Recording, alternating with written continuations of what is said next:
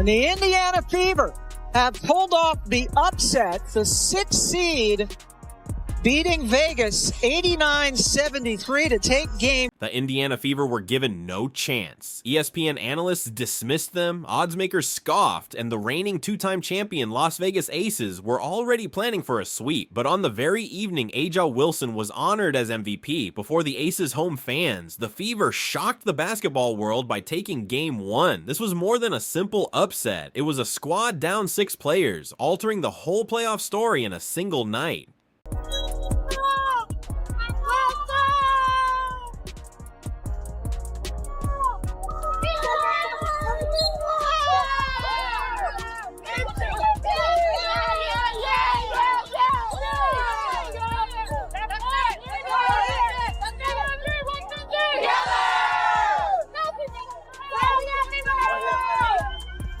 Adding to the moment's power was Caitlin Clark's post-game address to her team, words that quickly went viral and are now seen as a rallying cry for the franchise's future. This victory did more than keep the series going. It changed the entire postseason's momentum. If you're excited for the Fever, comment "fired up" and show the world your pride for this team.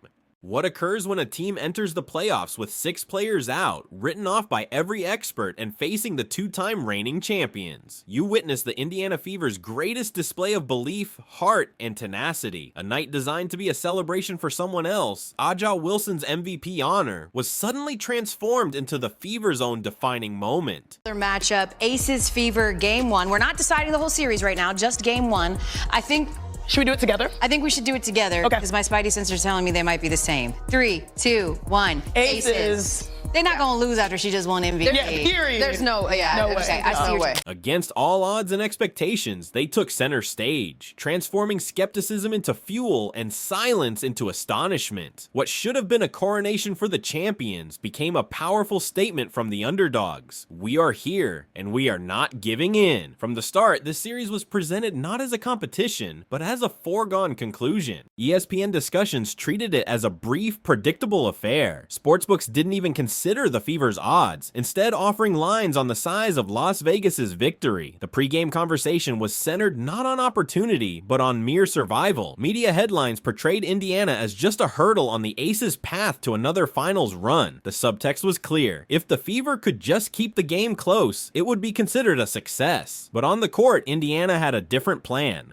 Fever had no business winning a playoff series this year, had no business advancing to the semifinals for the first time in a decade, and yet here they are, eliminating the Atlanta Dream in Atlanta without Caitlin Clark, without Sophie Cunningham, without Sid Colson, without Erin McDonald, without Chloe Bibby. The hospital squad is on the bench, and yet the Indiana Fever are into the semifinals of the WNBA playoffs. The hospital squad was on the bench, yet the Indiana Fever advanced to the semifinals. Then there was the injury report. Caitlin Clark sidelined, Sophie Cunningham out, Sydney Colson, Chloe Bibby, Ari McDonald, Damiris Dantas also unavailable. 6 key players gone. The Fever were no longer just underdogs, they were a team bound by grit and sheer will. And then the coaching of Stephanie White. She is working with a 9-woman rotation, and 5 of those players did not even touch the court the last time the Fever played the Dream during the regular season, and 3 of those players weren't even on the team. I cannot say it enough. The Indiana Fever should not be here. They continue to be here. They battle. They're resilient. It's wildly impressive. Caitlin Clark wore the black Air Force Ones again. They had one of those forces lifted in the air like a beacon of hope, and now they'll face the Aces. The focus shifted from winning to simply enduring. Pundits and fans were not asking if they could win, but whether they could even put up a fight. The season appeared to be a lost cause, yet from the depths of doubt, the Fever were poised to show that heart and resilience could rewrite the story. Imagine the atmosphere in Las Vegas before the game. Championship banners hanging, the crowd buzzing, all attention on the anticipated coronation. At center court, Aja Wilson received her MVP trophy, a moment meant to confirm the narrative of Vegas's dominance and Indiana's role as a footnote. In that venue, the Fever were not just overlooked, they were almost invisible shadows. You just referenced it twice. It is Indiana. Dropped 2 of the 3 games to them this year, but you haven't seen them since late July. What excites you about that matchup? That they haven't seen the releases yet. They caught us when we were at a bit in turmoil. Not only that, they whooped us one of those stretches. So you know what, we'll buckle in, hone in where we can, and take care of business. Every cheer for the Aces seemed to confirm that Indiana had no chance, no significant presence, and no compelling story. And yet, this very invisibility would serve as the backdrop for one of the most stunning upsets in the history of the playoffs. Still, sports possess a unique ability to upend expectations when they are most firm. History is replete with underdog victories, with teams dismissed before a game was played, squads not meant to be on the same court as the champions. In Las Vegas, that same electric possibility was in the air. This was not merely the start of a playoff series. For Indiana, Game 1 was an opportunity to earn their place at the table and declare their intention to compete, no matter the odds. When the final buzzer sounded, the established narrative was shattered. The focus on Aja Wilson's MVP award faded as the Fever seized the moment, departing Las Vegas with an 89-73 win.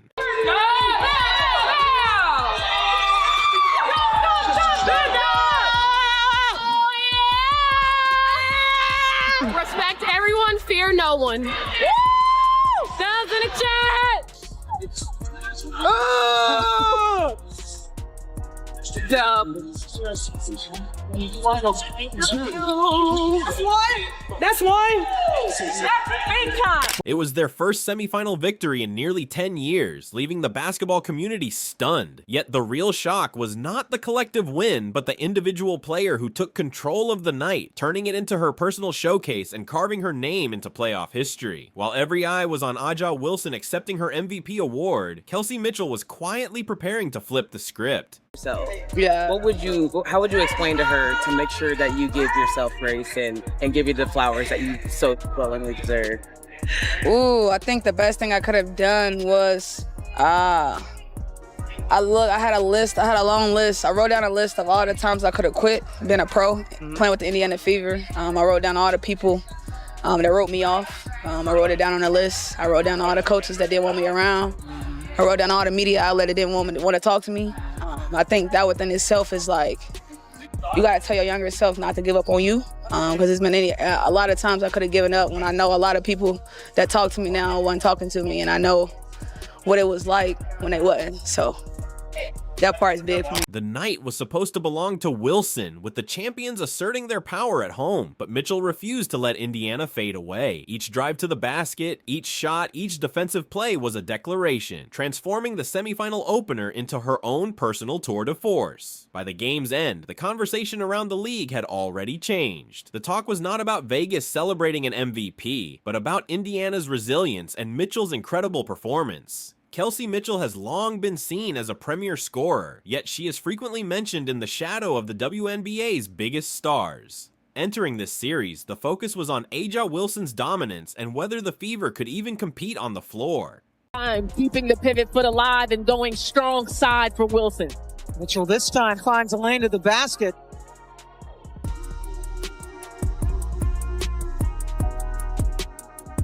Inside to Turner. Nice look from Mitchell, which follows 5 Eastern time on ESPN.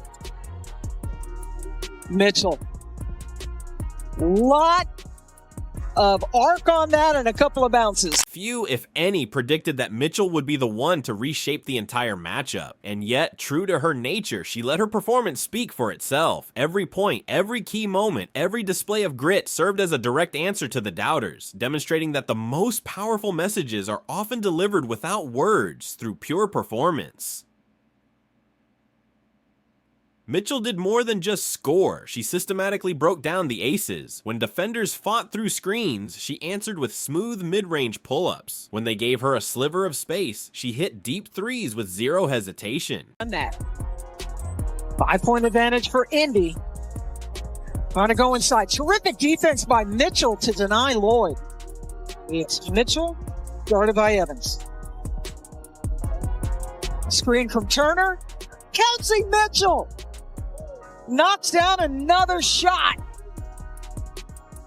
No one is accountable for Hall.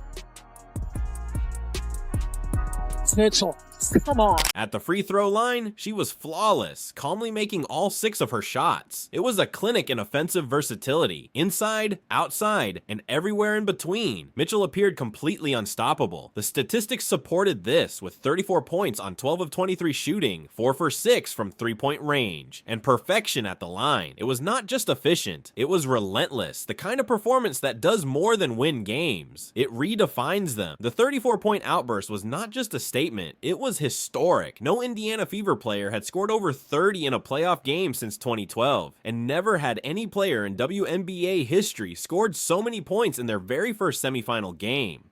Gonna step up, and how can the Aces find an edge? Another good cut to the basket, this time by Turner. The Las Vegas Aces are running out of time because the Indiana Fever making passes with. That's right. Boston. Triple team, kicks it out. Kelsey Mitchell. Mitchell did not just meet the moment, she rewrote it. Her performance is now mentioned with legends like Lauren Jackson and Cynthia Cooper, except she went a step beyond them. Reflect on the context. On the road, facing the defending champions, on the very night the league MVP was being honored, Mitchell carved her name into the history books. It was not simply a game, it was a landmark moment in WNBA playoff history. And from the sideline, the impact was profound. Caitlin Clark, unable to play due to injury, summed up the moment with just 2 words on social media: Kelsey, unreal. You could start on the defensive end. I mean, clearly we had no answer for Mitchell. Couldn't even attempt to slow her down a little bit. I thought it was really poor. No long post, no detailed analysis, just raw admiration from the young star for the veteran who had just carried her team. It was a simple yet weighty message, illustrating not only how vital Mitchell is to the Fever, but also how much her teammates admire her ability to step up when it matters most. Even Aces head coach Becky Hammon, who rarely offers praise freely, admitted post-game that her team simply could not contain Mitchell. That single acknowledgement highlighted the level of control Mitchell exerted over every possession. This wasn't a fluke, and it wasn't a one-time occurrence. Paul had that great steal to seal the win against Atlanta. Great start for Leah Boston. Definitely the best slasher. Boston and Wilson. 2 former South Carolina players. Asia can't find the bottom of the net. 5'11". Odyssey Sims and Kelsey Mitchell 5'8". Boston up, under, and in. Really having her battle. Asia. This was Mitchell at the apex of her abilities, dismantling a championship-level defense and proving, once again, that her name is essential in any conversation about the league's most formidable guards. The symbolism was striking. On the very court where Aja Wilson was being celebrated as MVP, Kelsey Mitchell was quietly establishing her own reign. It was a declaration. We have our own most valuable player, and she's wearing the Fever's colors. Her 34 points were more than a career high. They were a statement of defiance, proof that Indiana would not be a supporting character in another team's narrative. The expectation was that Vegas would dominate inside, but the Fever flipped that on its head, using defense and pace as their weapons. Effort than us. So that's got to change this second half. Coach, you're shooting under 40 from the field, about 7. Hit about it. All right, thank you very much, Coach Hammond. And let's go over now to Angel Gray. For Asia. Spins, counters, doesn't get the bound. I am just so impressed. Oh, Boston just faked Wilson out of her. What we saw was not just a fight, it was a blueprint, a look at how to take apart the defending champions piece by piece. And at the core of it all was Aaliyah Boston. Given one of the most difficult defensive tasks imaginable, guarding Aja Wilson, Boston delivered. Fresh from her MVP win, Wilson is an unstoppable force. Boston's job was straightforward, make Wilson's night a struggle. Lexi Hall had that great steal to seal the win against Atlanta. A great start for Leah Boston.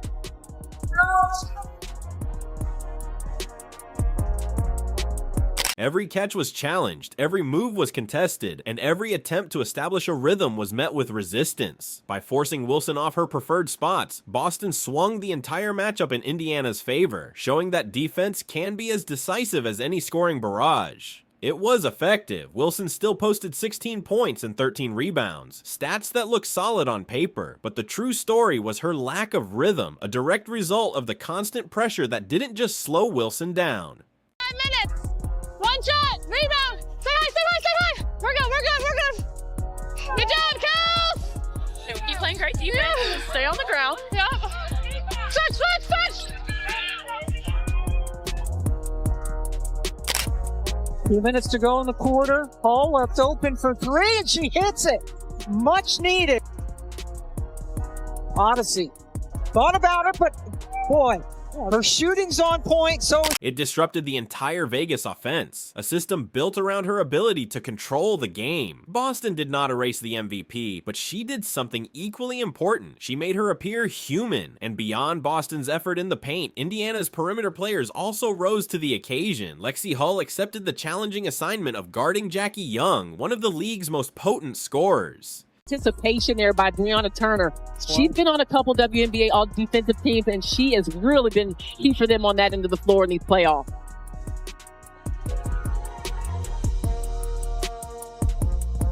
Sims, yet again. That's a tough matchup. Which follows 5 Eastern time on ESPN. Mitchell. Lot of arc on that and a couple in the regular season in Asia. In the entire league. And Sims, they gave her just that space and she took. When Indiana needed offense, she hit timely three-pointers, showing her impact was felt on both ends. Her work was not just about neutralizing an all-star, it was about instilling confidence throughout the Fever lineup, proving that resolve and execution can win a playoff game. The Fever also got relentless energy from Odyssey Sims every time she was on the court. Her strength, her athleticism. There were 3 or 4 Seattle players right there, but Jackie Young made the game winner. Fade away from Natasha Howard.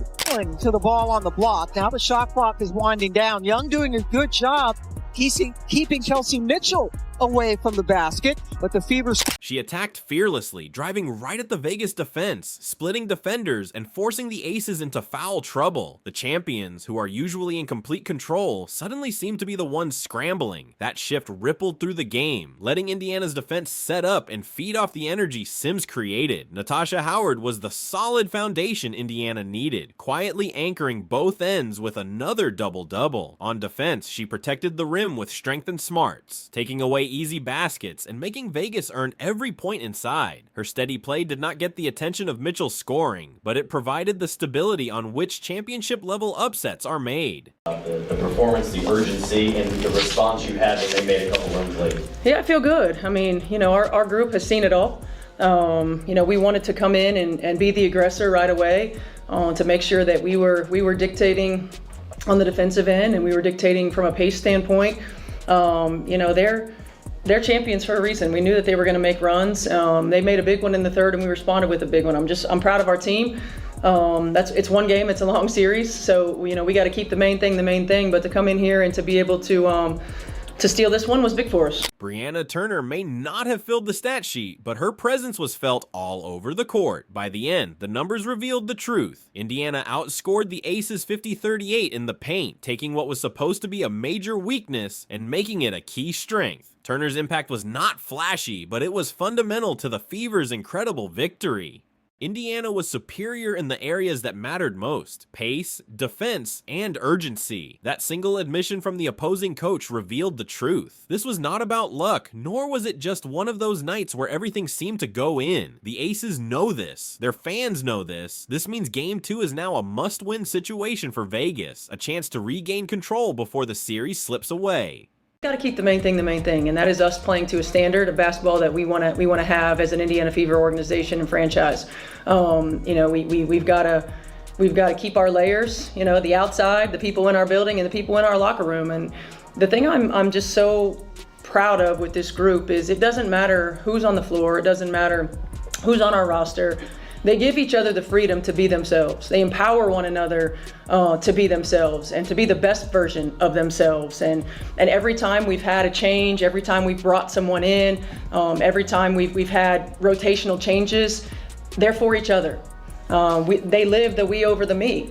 And when you have that, it just gives you opportunities to do really special things. For Indiana, this represents the most important 40 minutes of their season. A win means they return home with a 2-0 lead and a chance to close it out. A loss means the series is reset and the shock of Game 1 becomes just a memory. Champion teams do more than just react to losses. They redefine themselves. The Aces have been in this position before, taking early playoff hits only to come back stronger with quick adjustments. That is their advantage, the ability to learn in hours what takes other teams weeks. Do not expect them to start slow again. Expect them to be aggressive. Aja Wilson in particular will be on a mission to redeem herself. She dislikes being contained, and Vegas will make it a priority to get her into high percentage scoring situations from the very start. And that puts the pressure back on Indiana. Can they perform as the team in control? Winning as the underdog is one challenge. Following it up with another victory when the champions respond with everything they have is an even greater test. Can Kelsey Mitchell find that same scoring touch when facing traps and double teams?